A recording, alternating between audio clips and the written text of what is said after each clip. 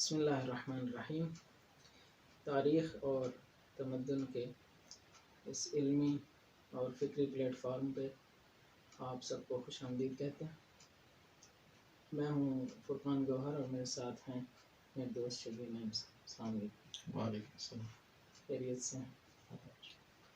ہم آج کی گفتگو میں تاریخ اور تمدن کی مطالعے کی اہمیت پہ بحث کریں اور گفتگو کریں گے۔ تاریخ سب سے پہلی بات یہ ہے کہ انسان کے اپنی سرگزشت ہے۔ تاریخ انسان کی وہ سرگزشت ہے جو اس کو ماضی سے آج تک ملاتی، اس کے ماضی کو اس کے حال سے ملاتی۔ تو اس کی اہمیت آپ سمجھتے ہیں کس حوالے سے ہے؟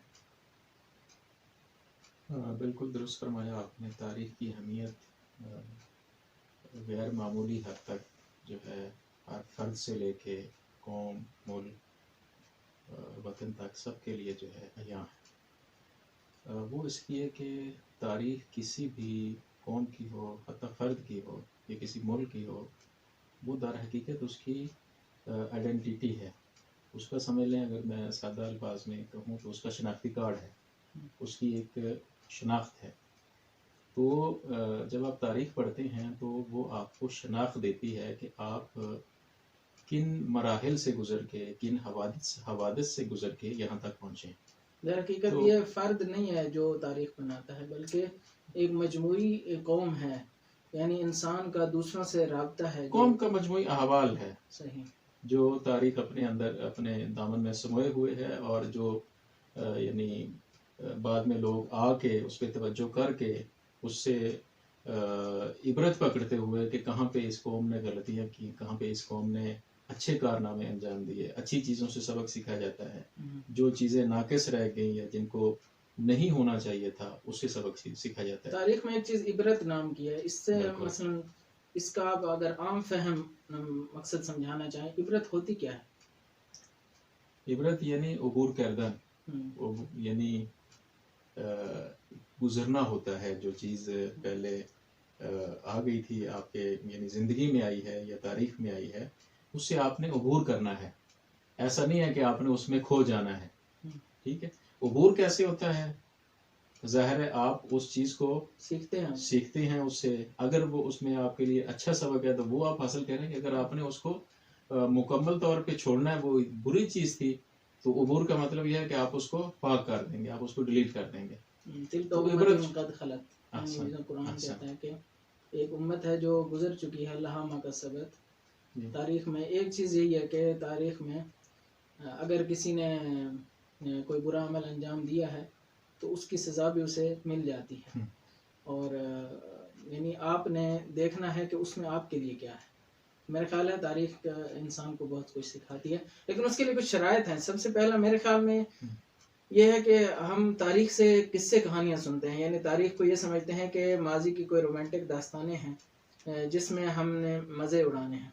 میرے خیال ہے تاریخ شاید یہ نہیں ہے، بلکہ تاریخ ہمیں کڑوی باتیں بھی سکھاتی ہے، یعنی واقعیت کو دکھاتی ہے اگر ہم دیکھنا چاہیں تو۔ اس حوالے سے آپ کیا کہتے ہیں؟ دیکھیں، بذات خود تاریخ جو ہے وہ نہ آپ کی دشمن ہے اور نہ آپ کی دوست ہے۔ عام طور پہ جو تصور وہ یہی ہوتا ہے کہ تاریخ جو ہے وہ سب کچھ بتا دیتی ہے، ٹھیک ہے۔ آپ اگر سیاسی حاکموں کی تاریخ کو دیکھیں تو اس میں جو درباری لوگ تھے وہ کوشش کرتے رہتے ہیں مختلف حوادث پہ گرد ڈالنے کی، جھوٹ کی گرد ڈالنے کی۔ کسی حد تک وہ کامیاب ہوتے ہیں، لیکن کہاں پہ کامیاب ہوتے ہیں؟ عوام پہ اثر ڈالنے کے لیے، کیونکہ عوام وہی آپ والی بات کہ قصے داستان کو تاریخ سمجھتے ہیں، در حالانکہ یہی تاریخ نہیں ہے۔ تاریخ جس طرح دوسرے علوم ہیں اس طرح بالکل ایک علم ہے، اور ظاہر ہے کسی علم کے بارے میں آپ نے اگر آگاہی حاصل کرنی ہے تو آپ اس علم کے ماہرین کی طرف رجوع کریں گے۔ یہاں پہ ہم ایک نئی بحث ہے کہ اس میں داخل ہو جاتے ہیں۔ وہ نئی بحث یہ ہے کہ تاریخ کو پڑھنے، تاریخ کو لکھنے کے اپنے قواعد و ضوابط ہیں، یہ اصولوں پہ مبنی ہے۔ ایسا نہیں ہے کہ فرض کیا 100 سال پہلے کی بات ہے اور اس کو آج کا بندہ آ کے جو ہے اس کو روایت کر رہا ہے، وہ کہتا ہے کہ نہیں ایسے نہیں، ایسے ہوا تھا۔ ہم مثال میں جائیں تو بات لمبی ہو جائے گی، مثالیں بہت زیادہ ہیں، ٹھیک ہے. 1400 سال پہلے کا واقعہ ہے، وہ یقیناً رونما ہوا ہے، لیکن اس کی تفصیلات وہ بندہ نہیں بتا رہا جو اس دور میں زندہ ہے، آج کا بندہ بتا رہا ہے، کیونکہ یہ ایک مثلاً اصول ہے. اس طرح کے بہت سارے اور بھی اصول ہیں. پھر ایک اور بات ہمیں عبرت کے حوالے سے یاد رکھنے کی یہ ہے کہ ماضی کو بھلانا نہیں چاہیے، اسے عبرت حاصل کرنی چاہیے، لیکن ماضی میں رہنا نہیں چاہیے. ہم سے مراد مسلمانوں سے جو بڑی کوتاہی ہوئی ہے یا جو المیہ ہے وہ یہی ہے کہ ہم کوشش یہ کرتے ہیں کہ ماضی میں رہیں. ہم کوئی بھی مسئلہ آج ہم پہ اعتراض ہوتا ہے کہ آئیڈیالائز کرتے ہیں. ہم کہتے ہیں جی کہ ہمارے پاس وہ علی سینا تھے، ہمارے پاس فلاں تھے، فلاں کی کتابیں پڑھائی جاتی. نہیں، آج آپ کیا ہیں، آج آپ کے پاس کیا ہے.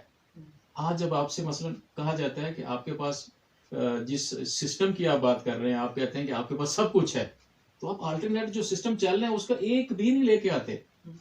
یہیں سے ہم تمدن کی طرف بھی آ جاتے ہیں. بالکل کہ میں نے تاریخ کا جو تکاملی سفر ہے اس میں انسان نے تمدن کو نتیجہ اس کا تمدن کی شکل میں ظاہر ہوتا ہے. بالکل ایسے ہی ہے. ہمارے پاس بڑے بڑے تمدن آئے تو سب سے پہلے ہمیں تو یہ دیکھنا ہے کہ تمدن ہے کیا، چونکہ ممکن ہے بعض لوگوں کے لیے بھی سوال ہو.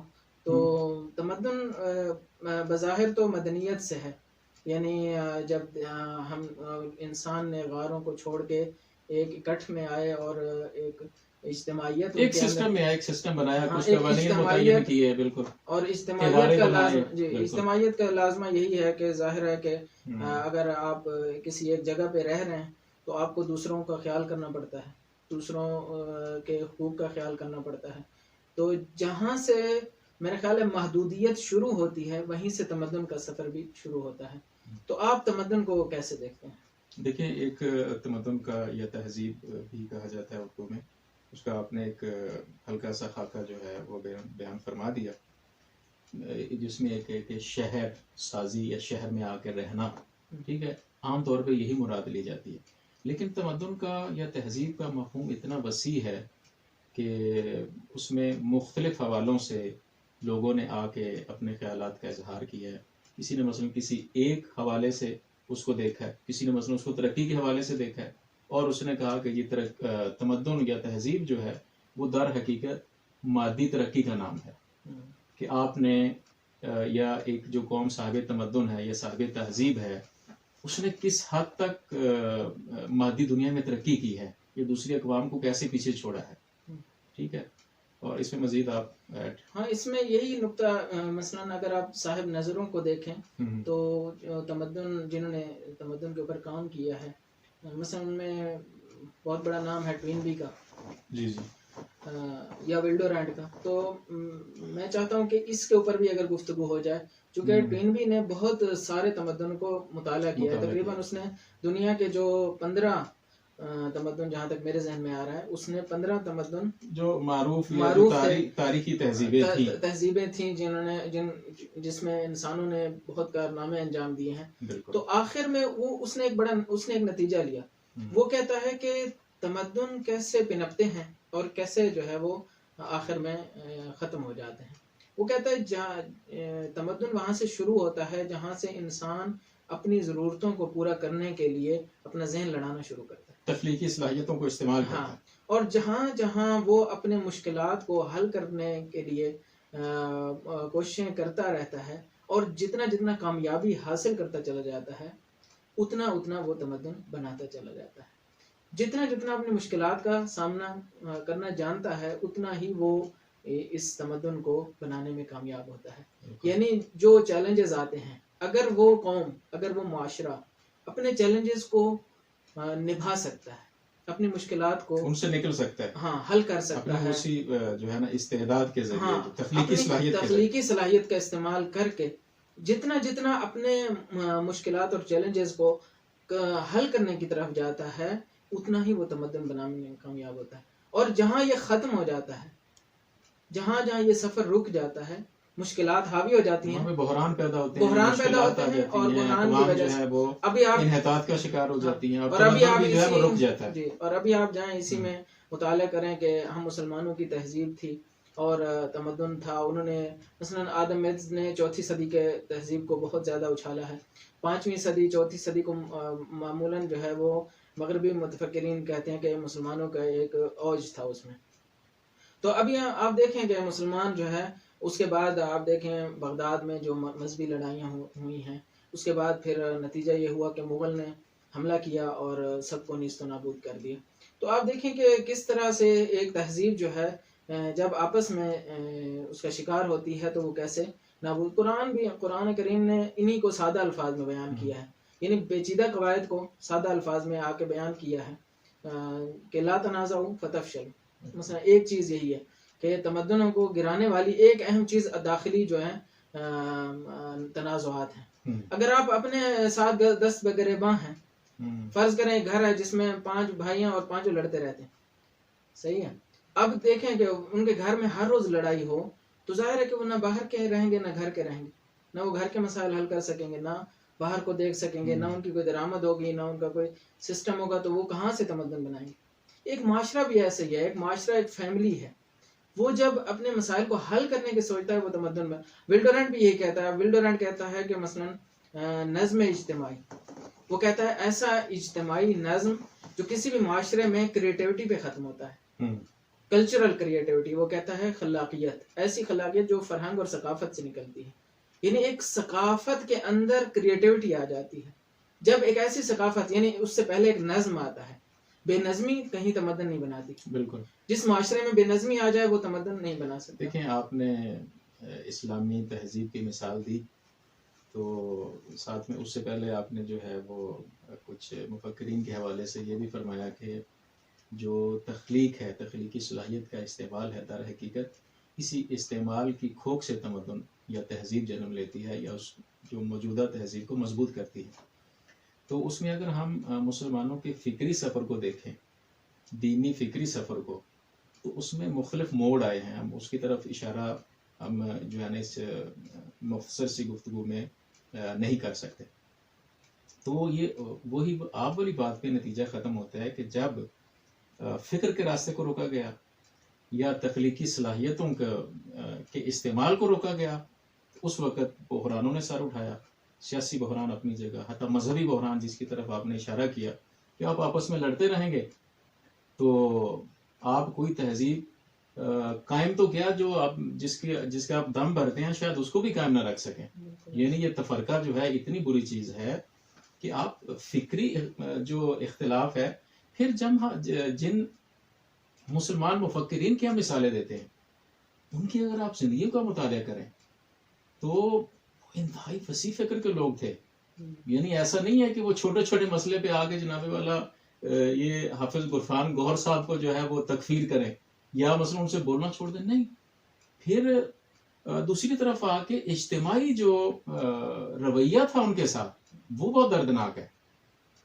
آج بھی ہم اسی سٹیج پہ کھڑے ہیں. اگر آپ یعنی یہ بحث نہیں ہے کہ اسلامی تہذیب تھی کیسی تھی، بحث یہ ہے کہ آج آپ کس سٹیج پہ کھڑے ہیں. آج آپ کن چیزوں، وہ جو صلاحیت جس کی طرف آپ نے اشارہ کیا، وہ جو تخلیق ہے، وہ جو امکان کو فراہم کرتی ہے، مختلف طرح کے امکان، سیاسی امکان، معاشی امکان، معاشرتی چیز امکان، وہ امکان جب اس کو آپ اس کی جڑیں کھوکھلی کر دیں گے، کوئی بندہ مثلا ایک بات کرنے سے ڈرے گا تو آپ تہذیب قائم کیا کرنا ہے جو آپ کی جس تہذیب کا دم بھرتے ہیں وہ اس کو بھی شاید آپ قائم نہ رکھ سکیں. بالکل جی. اور میرا خیال ہے یہیں سے ہمارے اس جو ہم نے پلیٹ فارم بنایا ہے جی اس کی جہت بھی بہت واضح ہے. بالکل. کہ ہم نے اپنے سماج کو جو بہتر کرنا ہے اس کے لیے ہمارے پاس کیا ہے، یعنی کیا راہ حل ہے، ہم نے تاریخ سے کیا سیکھنا ہے اور اپنے آئندہ تہذیب کو کیسے سنوارنا ہے. میرا خیال ہے ہم اگر چاہیں کہ اس پلیٹ فارم پہ یہ کر سکیں کہ اپنی تہذیب سے، جو اپنی تاریخ سے ہمارے پاس جو سبق ہیں جو ہم اپنی تہذیب کو بنا سکتے ہیں ان سبق کے ذریعے، تو ہمارا مقصد شاید پورا ہو جاتا ہے اسی سے. ہاں بالکل، ہمارا ہدف یہی ہے. آپ نے بھی ماشاءاللہ جو ہے کیا نام ہے تمدن میں آپ پی ایچ ڈی کر رہے ہیں، بلکہ اینڈ پہ ہے آپ کی پی ایچ ڈی. آپ کا مطالعہ اس میں وسیع ہے. ہمارا ہدف یہی ہے کہ جس علم میں یا جس فیلڈ میں ہم نے کام کیا ہے اسی فیلڈ سے مربوط بات کریں. المیہ یہی ہے نا کہ آپ مثلا فرض کیا کہ میرا شعبہ کچھ اور ہے اور میں اس میں اپنی نظر دے رہا ہوتا ہوں، تو تاریخ اور تمدن کے حوالے سے بالکل تاریخ اور آپ کا معاصر تاریخی مطالعہ زیادہ ہے اور آپ نے معاصر تاریخ میں پی ایچ ڈی بھی کر رہے ہیں، تو میرا خیال ہے یہ ایک اچھا کمبینیشن ہاں اس میں ہماری کوشش یہی ہوگی کہ تاریخ اور تمدن کے حوالے سے جو ہیں جتنے بھی مباحث ہیں مربوط جن کی ضرورت ہے ہم انشاءاللہ اور جن بحرانوں سے ہم گزر رہے ہیں، بحث جن بحرانوں سے گزر رہے ہیں ان پہ انشاءاللہ اپنی بحث کو جاری رکھیں گے انشاءاللہ۔ تو آج کے لیے میرے خیال میں اتنا کافی ہے۔ ہم اپنے ناظرین سے اجازت چاہیں گے۔ والسلام علیکم ورحمۃ اللہ۔